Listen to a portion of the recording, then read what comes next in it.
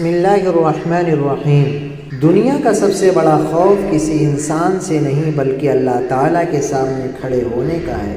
علامہ ابن الجوزی رحمۃ اللہ علیہ نے اپنی کتاب ضم الہویٰ میں لکھا ہے کہ ابو کعب نے حضرت حسن بصری رحمۃ اللہ علیہ سے یہ واقعہ نقل کیا ہے کہ ایک فاحشہ عورت نہایت حسین و جمیل تھی جو 100 دینار لے کر برائی کراتی تھی۔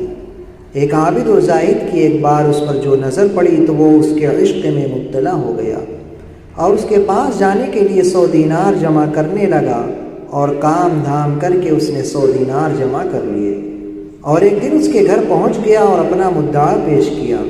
اس نے 100 دینار لے لیے اور بن سور کر تیار ہو کر اس کے لیے آئی، اور جب وہ عابد اس کے ساتھ برائی کرنے کے ارادے سے ملا تو اس کو اللہ کے سامنے جواب دہ ہونے کا خیال آ گیا، اور وہ اللہ کے خوف سے کانپنے لگا اور اس کی شہوت و خواہش ہی مر گئی۔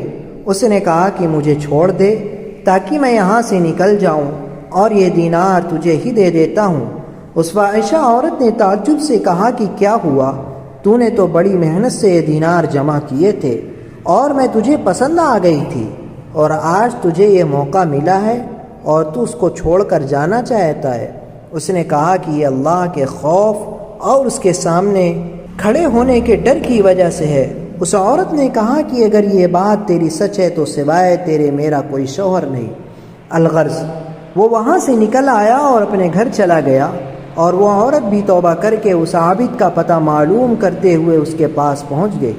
جب اس کو بتایا گیا کہ فلاں تم کو پوچھتے ہوئے آئی ہے تو وہ یہ سن کر بے ہوش ہو گیا اور پھر مر گیا۔ اللہ کا خوف انسان کو ہر گناہ سے بچا لیتا ہے۔